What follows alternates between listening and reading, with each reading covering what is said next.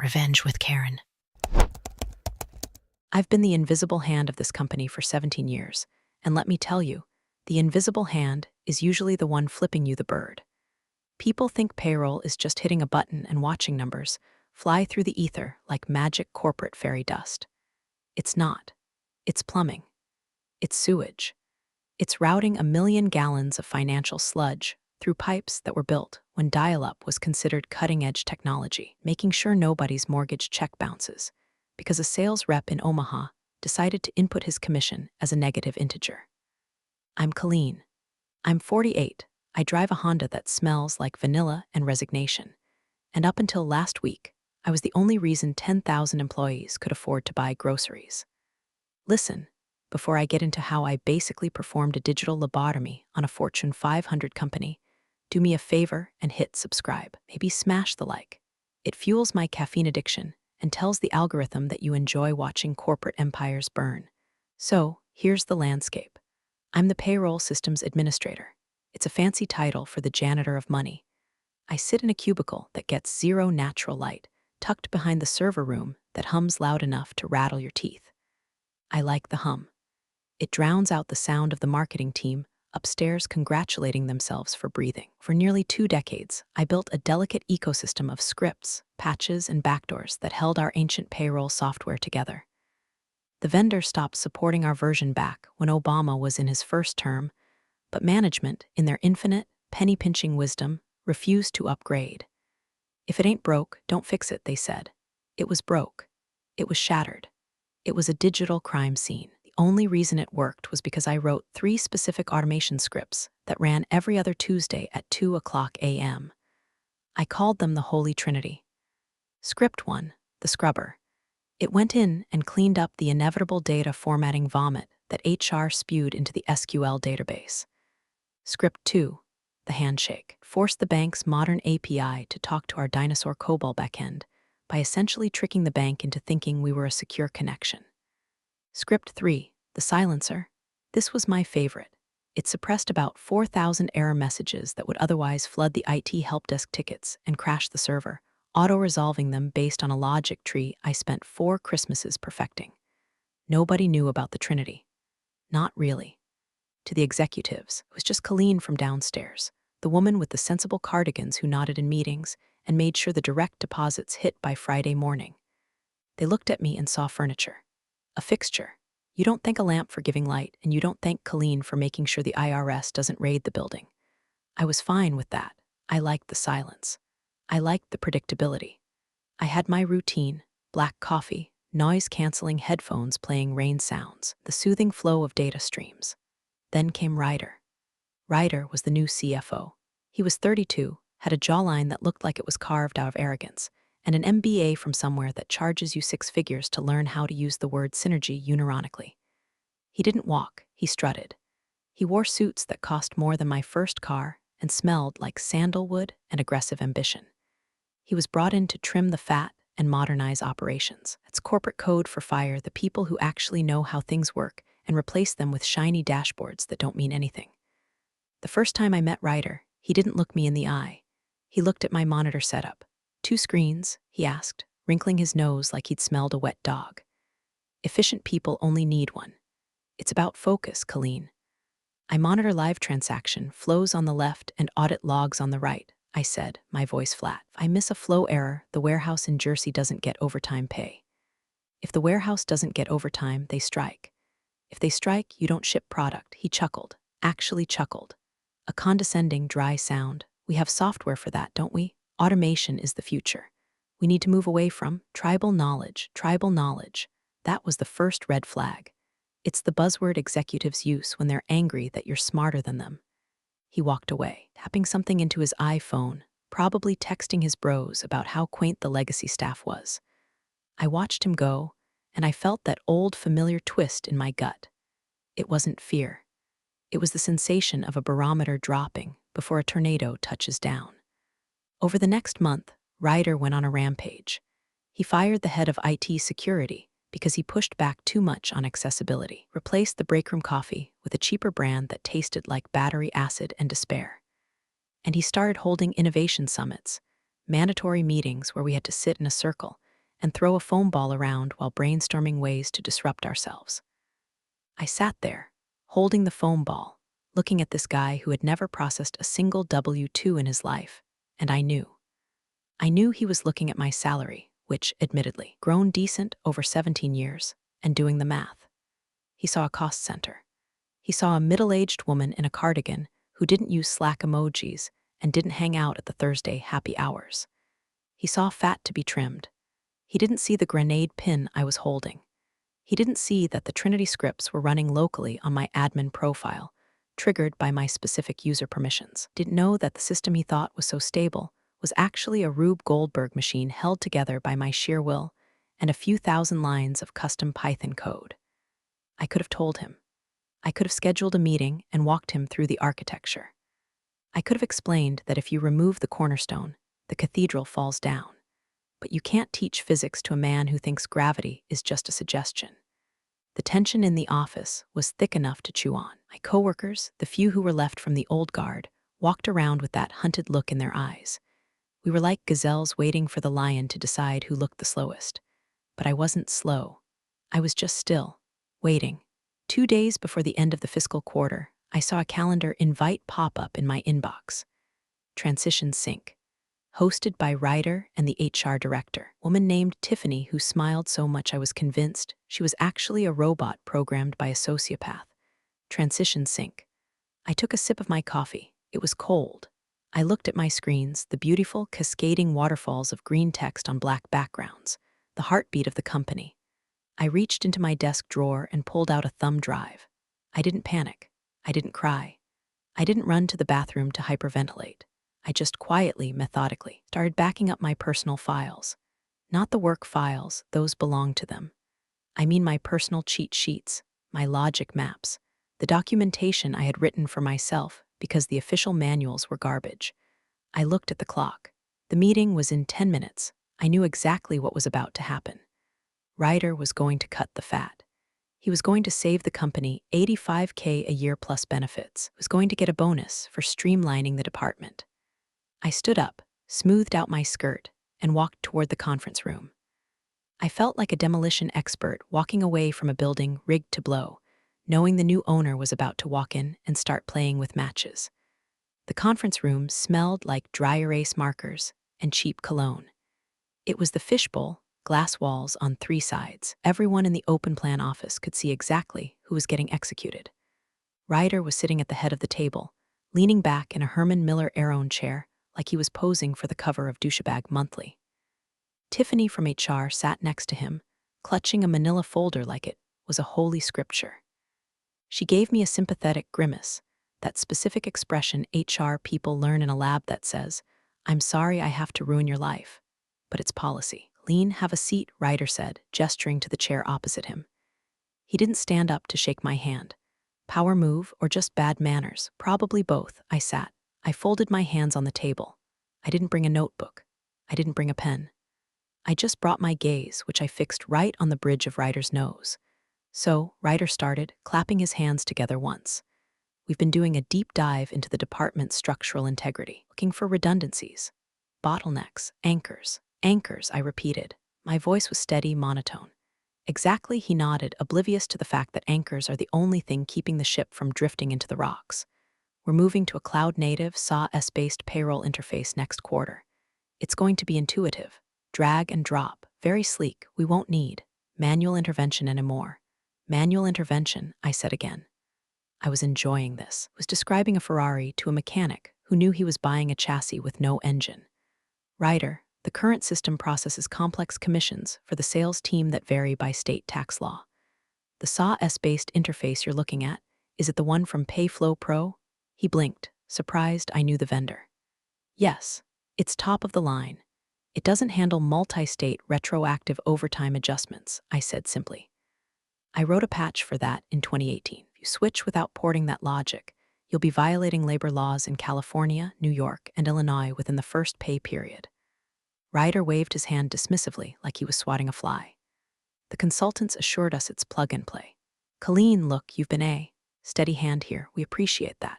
But you represent a legacy mindset. We need agility. We need people who are digital natives. I see, I said. I'm too old. That's what you're saying. Oh, no, no. Tiffany chimed in, her voice going up an octave. It's not about age, Colleen. It's about skill alignment. It's a restructuring of resources. Ryder leaned forward, elbows on the table, giving me his best serious leader face. We're eliminating the position of systems administrator. It's redundant. The new software manages itself. So today is your last day. There it was. The shotgun blast. But instead of buckshot, it was a severance package and an NDA. Prepared a generous transition package, Tiffany said, sliding the folder across the table. 2 weeks' pay for every year of service. But it's contingent on a smooth handover of all credentials and immediate departure. Immediate? I raised an eyebrow. Security protocol, Ryder said, checking his watch. We need your badge and your laptop. IT has already disabled your network access. As of 10 minutes ago. I felt a cold smile spreading inside my chest. Wasn't visible on my face. My face was a mask of polite indifference. But inside, I was grinning like a Cheshire cat in a butcher shop. They had disabled my network access. But they hadn't wiped the local scheduled tasks on the server itself because they didn't know where to look. And by locking me out 10 minutes ago, they had prevented me from turning off the autopilot. You're firing the pilot mid-flight, I said softly. And you think the plane flies itself. The plane is being upgraded to a drone, Colleen, Ryder scoffed. We don't need a pilot, we need space. I stood up. I didn't argue, I didn't scream. I didn't throw the manila folder in his face, even though the urge was there, pulsing in my fingertips. I knew something he didn't. I knew that efficiency without understanding is just suicide with better marketing. Okay, I said. Ryder looked disappointed. He wanted a fight, wanted me to be the hysterical older woman so he could validate his decision that I was emotional and unfit. He wanted a scene he could recount to his buddies over craft beers later. Yeah, she totally lost it, bro. Sad, really. I wasn't going to give him that. I was going to give him something much, much worse. I was going to give him exactly what he asked for. I'll pack my things, I said. Security will escort you, Ryder added, signaling to the glass door. 2 guards, guys I've said good morning to for 5 years, were waiting. They looked embarrassed. They wouldn't meet my eyes. That won't be necessary, I said, grabbing the folder. I know the way out. I walked back to my desk, the 2 guards trailing me like I was a convict. The office was silent. Heads were down. Nobody wanted to catch the contagion of unemployment. I reached my cubicle, my home for nearly 2 decades, and saw the black screen. Account disabled. Perfect. I picked up my framed photo of my cat, Barnaby. I picked up my favorite mug. It said I survived another meeting that should have been an email. I picked up my dead plant. You need to leave the laptop, one of the guards muttered. Sorry, Colleen. It's okay, Mike, I said. I don't need the laptop. I didn't. Because the beautiful thing about the system I built, it was designed to run unless I told it to stop. But the fail-safes, the error catchers, scripts that scrubbed the data clean so the system didn't choke on its own vomit, those were linked to my active user profile. When they disabled my account, they didn't just lock me out.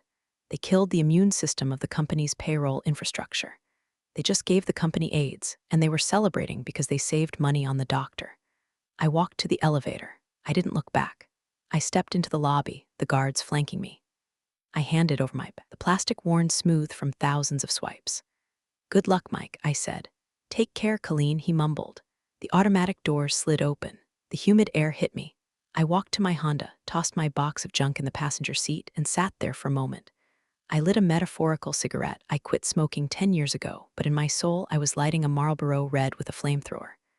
I turned the key. The engine started. You wanted streamlined. I whispered to the steering wheel. You got it, Ryder. The pay cycle ended in 6 days. The countdown had begun. The drive home was a blur of strip malls and rage.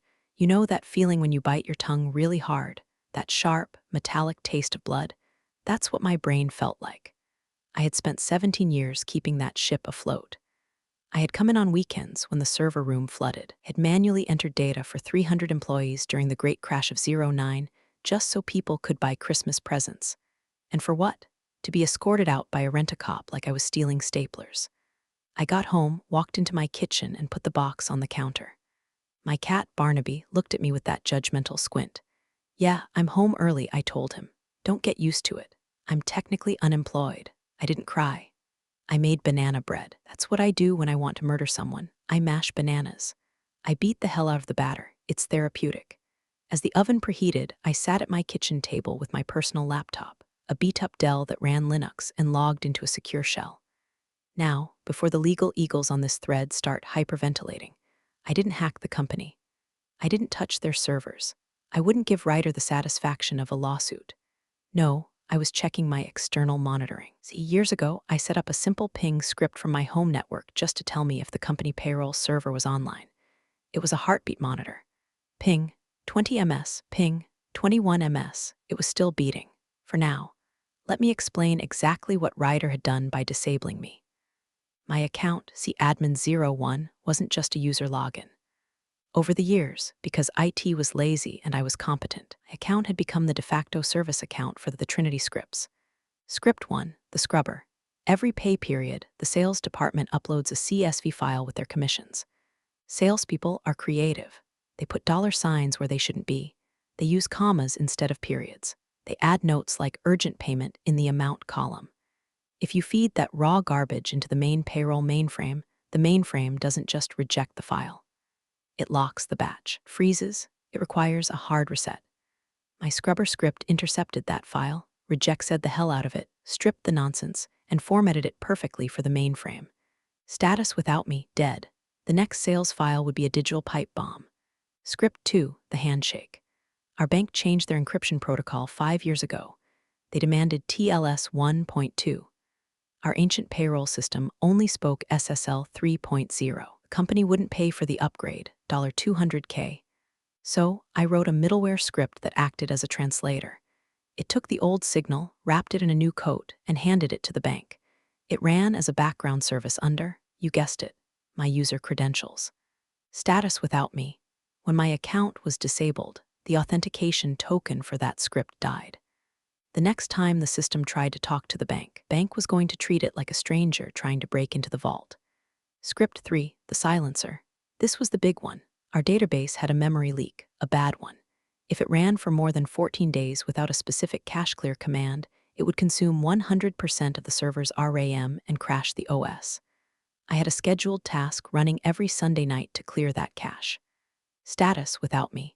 The task was linked to my profile. No profile, no task execution. The server was now a ticking time bomb of memory consumption.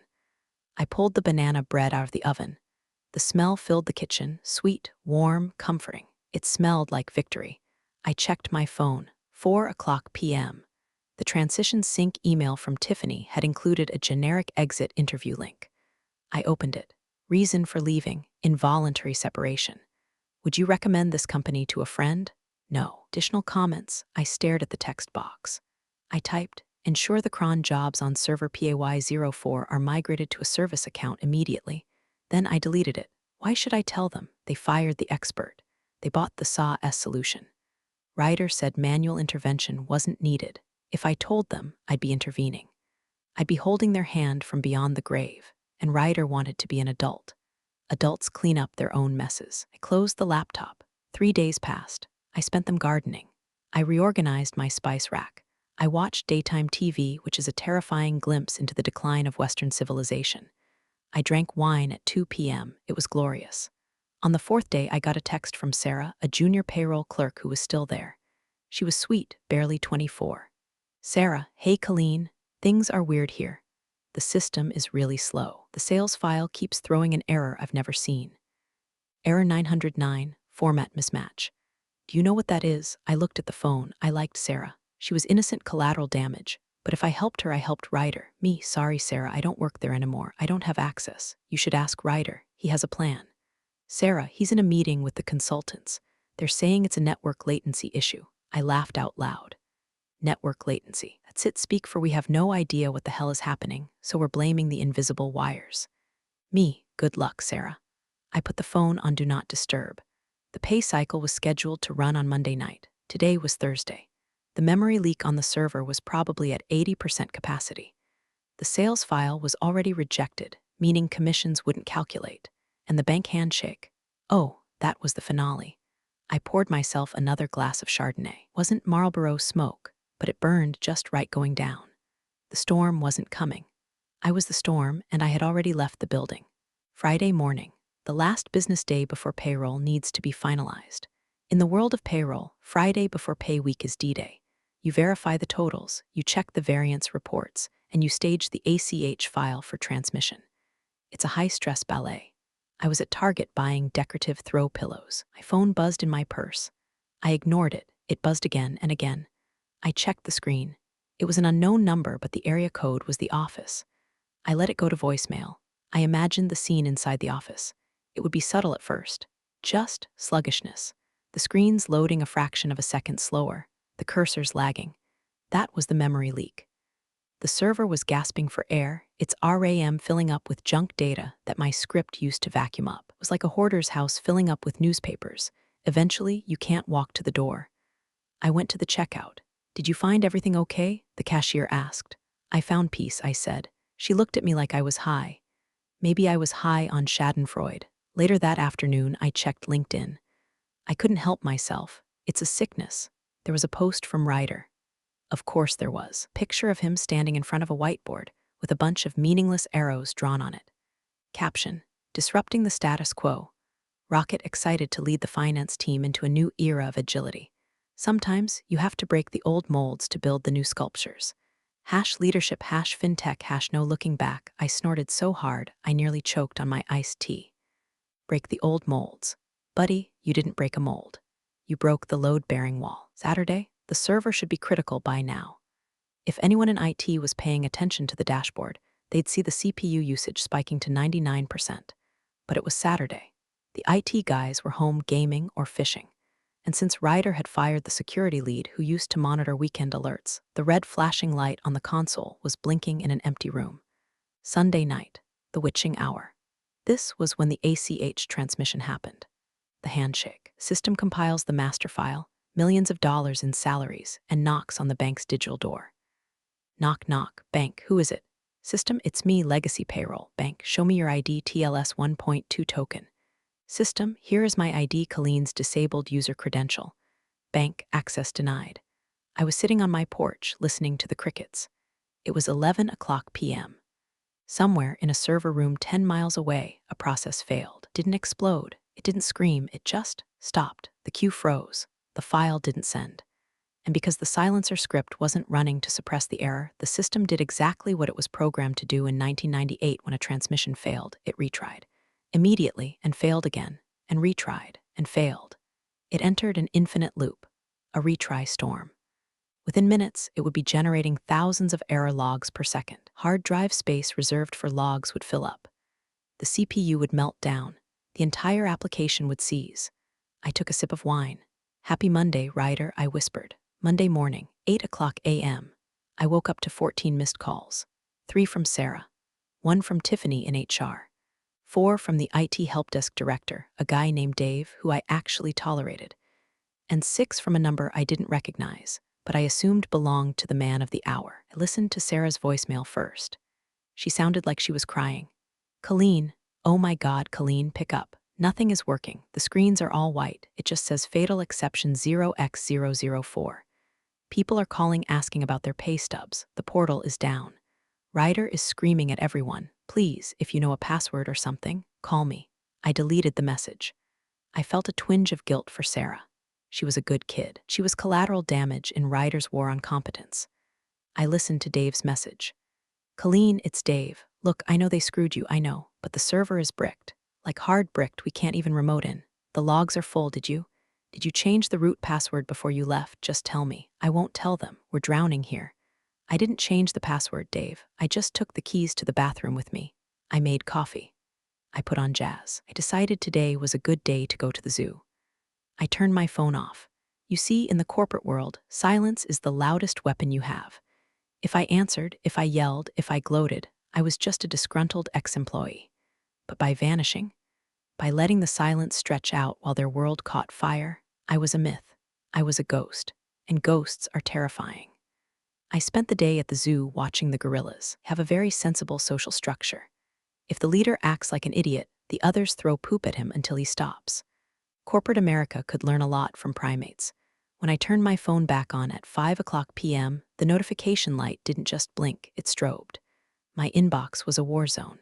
The text messages were evolving. They had gone from confusion to panic to bargaining.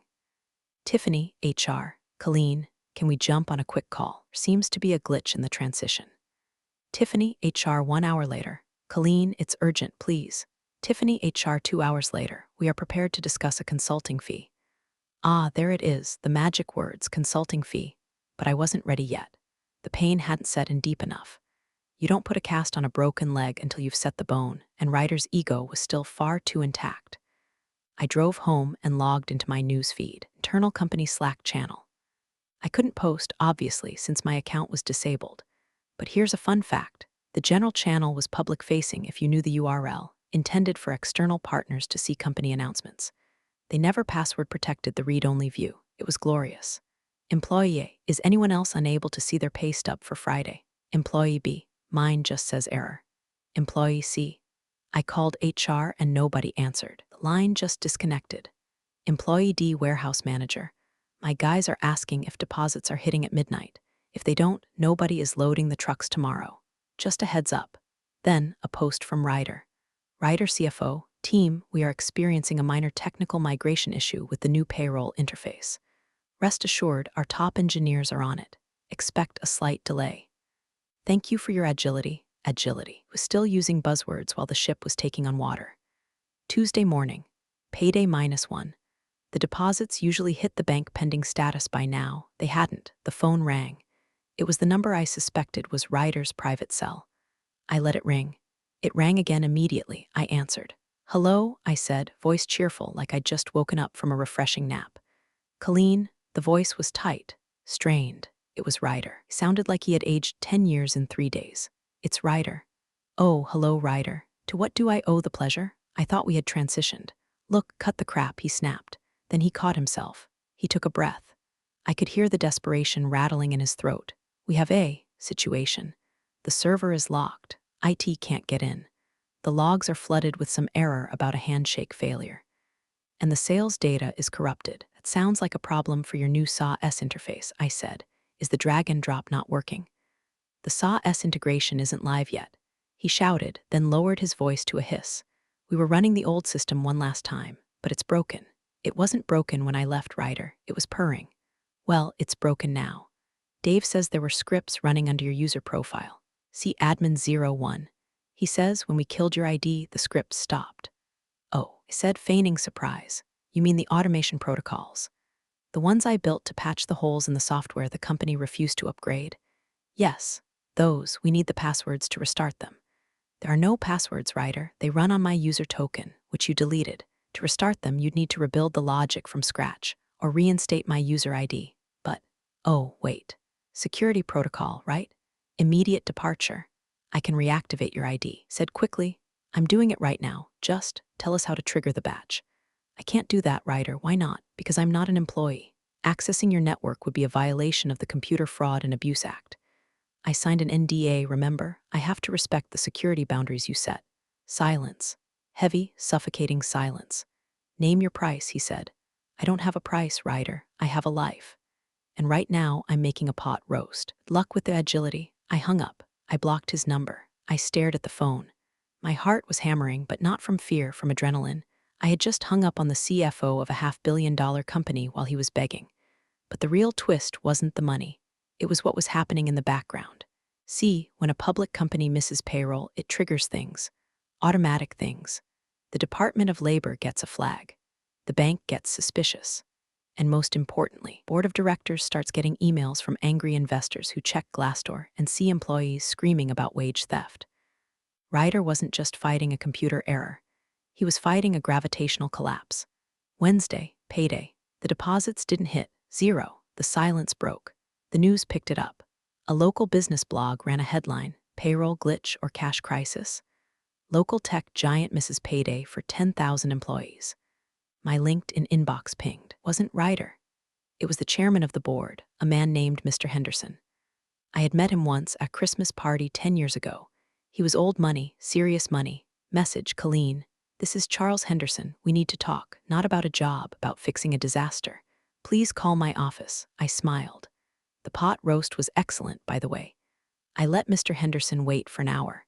You don't pick up on the first ring for the chairman of the board. It looks desperate. I cleaned my gutters. I watered my hydrangeas. Then I made a cup of tea, sat in my favorite armchair, and dialed the number. This is Colleen, I said. Colleen, Henderson's voice was like gravel wrapped in velvet. He didn't sound panicked like Ryder. He sounded tired. He sounded like a man who was looking at a balance sheet bleeding red ink. Thank you for returning my call. I have a lot of free time these days, Mr. Henderson, since I was transitioned. Yes, I've heard about the transition, he paused. Ryder tells me you're holding the system hostage. I laughed, a genuine, sharp laugh. Hostage? Mr. Henderson, Ryder fired the pilot, threw the parachute out the window, and is now blaming gravity for the crash. I didn't touch the system. I left. The system broke because it was designed to need a skilled operator, and Ryder replaced the operator with a manifesto about synergy. Says you refuse to help IT unlock the scripts. I refuse to commit a felony by accessing a network I'm unauthorized to use. I'm a civilian, sir. If I log in, I'm a hacker. Unless I am formally contracted with full indemnification and administrative clearance. Done, Henderson said. We'll send over a contract. Triple your previous hourly rate. Just get the money to the people, Colleen. The unions are threatening a walkout by noon tomorrow. No, I said. Silence again. Excuse me? I don't want an hourly rate, and I don't want a contract that Ryder signs. If I come back, it's not to patch a leak so Ryder can fire me again next month when the SAW interface finally loads. I come back to restore order. What are your terms? 1. Ryder is terminated, effective immediately. For cause. Incompetence will do. Colleen, he's the CFO. I can't just cost you $10 million in productivity in 3 days, Mr. Henderson. He risked a Department of Labor audit. He alienated your entire workforce. If he stays, I stay home. And you can explain to the shareholders why the stock dropped 15% because you wanted to save face for a guy who thinks Python is just a snake. Henderson sighed. A long, deep exhalation. He knew I was right. That's the thing about old money. They care about the bottom line more than they care about ego. 2, I continued. I report directly to the board until a competent CFO is hired. No interim nonsense. And 3, I want a formal apology. Written, from Ryder. Sent to the entire company. Admitting that the delay was due to management error regarding personnel decisions. That's humiliating, Henderson said. Was being escorted out by security like a criminal after 17 years of perfect service, I replied. Humility builds character. Ryder could use some. I need an hour, Henderson said. Take 2, I said. I'm going to watch Judge Judy. I hung up. My hands were shaking a little now. I had just demanded the head of a C-suite executive on a platter. It was insane. It was suicide. Or it was the only move I had. 30 minutes later, my phone pinged. News alert. Breaking. CFO of company name steps down amid operational restructuring. Steps down. Cute. They let him resign. But he was gone. Then an email hit my personal inbox. Subject, consulting agreement urgent. Attached was a contract. The rate wasn't triple, it was quadruple. And there was a clause, full autonomy over payroll systems architecture. And then a second email. From Ryder's corporate account, but clearly written by legal. All staff subject. Regarding payroll delay team, please accept my apologies for the disruption in pay. This was due to an oversight in transition planning regarding key technical personnel. We are working to rectify it immediately. It wasn't quite the abject groveling I wanted, but it was close enough. It was an admission that he broke it. I signed the contract on my phone. I replied to Henderson. I'm on my way. I didn't put on a suit. Put on jeans and a hoodie. I grabbed my keys. I drove back to the office. The sun was setting, casting long shadows over the glass building. It looked like a tomb. I parked in the visitor spot. I walked to the front doors. The same guard, Mike, was there. He saw me coming. He practically leaped over the desk to open the door. Colleen, thank God, he said. My wife is killing me about the mortgage. Don't worry, Mike, I said, walking past him. Mama's home. The office felt like a bunker during an air raid. The fluorescent lights seemed harsher, the air stale. People were huddled in clusters, whispering. When they saw me, the whispering stopped. It was like Moses parting the Red Sea, if Moses was a middle-aged woman in a hoodie carrying a reusable water bottle.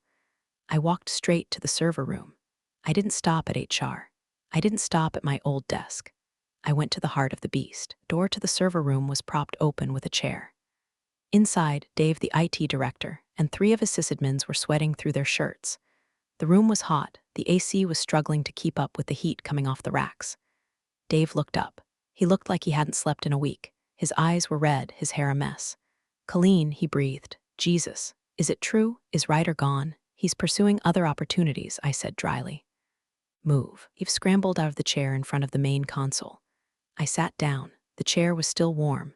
The screen was a wall of red text. Fatal error, log overflow, memory exception, process deadlock. It was worse than I thought. The retry storm had essentially DDoSed our own internal network. The database was corrupted because it had crashed mid-write. Okay, I said, cracking my knuckles. Dave, get me a coffee. Black. The rest of you, get out. Don't need you breathing down my neck. But, do you need the admin password? We reset everything, one of the junior guys squeaked. I don't need your passwords, I said, pulling my laptop out of my bag. I built the backdoor, they left. I was alone with the hum. I plugged into the console. I opened my terminal. First things first, stop the bleeding. I typed in the kill command for the retry loop. Sudo kill -9 process ID. The scrolling red text stopped. Room instantly felt quieter. The fans on the server slowed down from jet engine to hair dryer. Step 2, the scrubber. I had to manually clear the log files. I typed the command. A progress bar appeared, deleting 45 GB of error logs. While that ran, Tiffany from HR appeared in the doorway. She looked terrified. Colleen, can I get you anything? I swiveled around. You can get me the file from sales. The raw CSV. Tell them if they ever use a $sign in a numeric field again, I will personally garnish their commissions. Right away, she ran, actually ran. The logs cleared. Space freed up. The server breathed. Now the hard part, the corrupted database. I had to restore from the backup, but the backup was from Friday. If I restored, we'd lose 3 days of transactional data. I hesitated.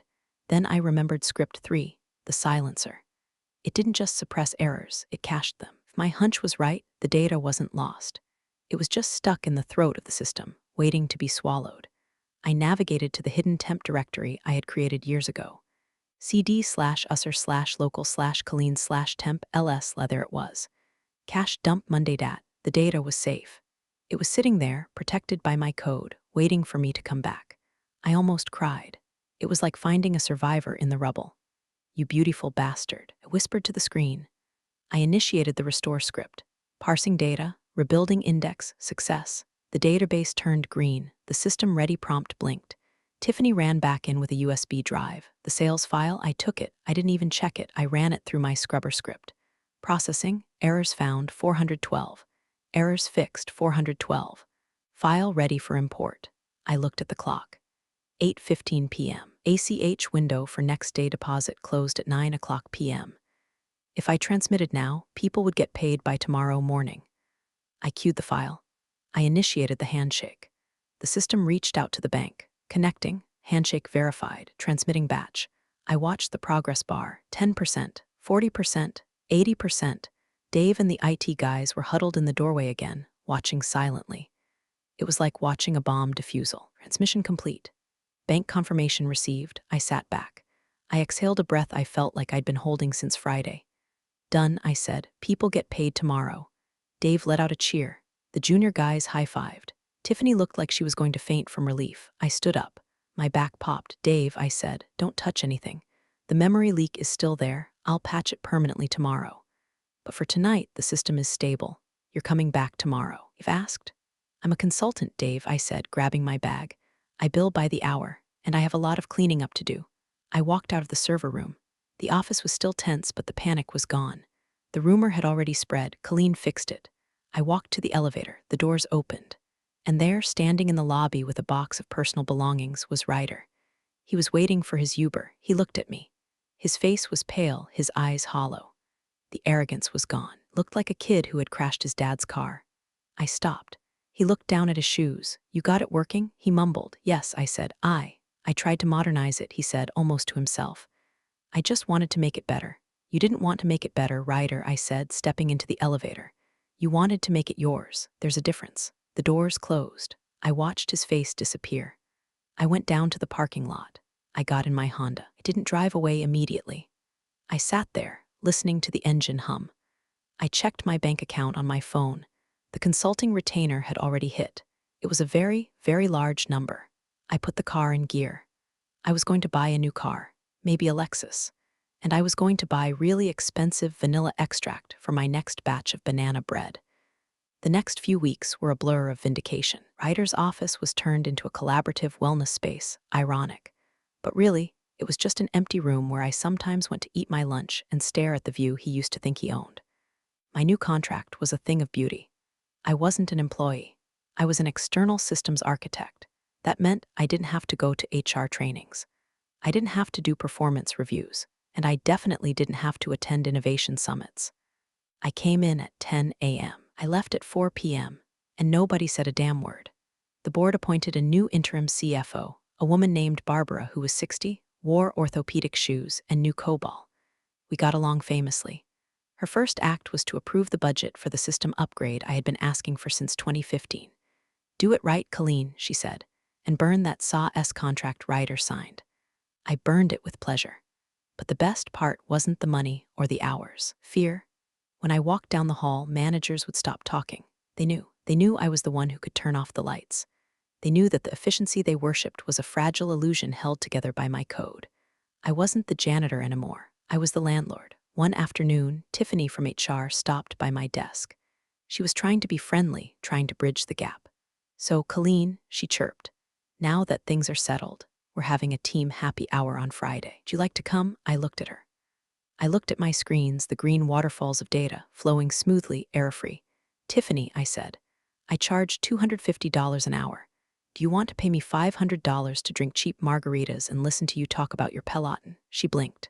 "Oh, I guess not. Good choice," I said. "I'll be home with my cat." I wasn't nice Colleen anymore. Nice Colleen got fired. Consultant Colleen was efficient. Consultant Colleen was expensive. Consultant Colleen didn't give a shit about being liked. She cared about being necessary. And Ryder, I heard through the grapevine Sarah, who was now my well-paid apprentice, that he had trouble finding a new gig. Apparently, tanking a Fortune 500 payroll system in 72 hours is a stain on the resume that even a Harvard MBA can't wash out. Last I heard, was doing consulting for a crypto startup that went bust 3 months later.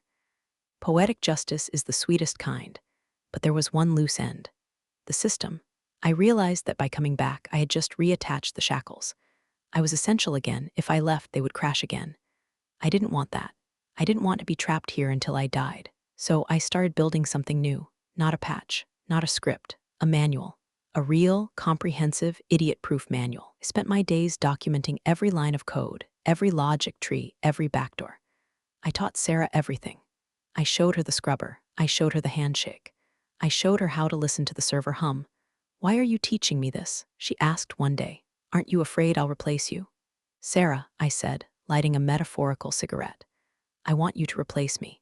Because the only thing better than being the person who keeps the lights on, being the person who can finally walk out the door and leave the switch in someone else's hand." 6 months later, the new system was live, the real new system, the one I designed, built, and tested. It worked. It was sleek, it was robust, and it didn't need the Trinity scripts anymore. The memory leak was plugged. The bank API was native. It was finished. I sat in my cubicle, well, my office now, and looked at the process complete notification. I looked at Sarah. She was sitting at her own desk, monitoring the flow. She looked confident. She wasn't asking questions anymore. She was answering them. "It's stable," Sarah said. "It is," I agreed. I opened my drawer. I took out my mug. I took out my framed photo of Barnaby. I opened my laptop. I drafted an email to Barbara and Mr. Henderson. Subject, contract conclusion. The migration is complete.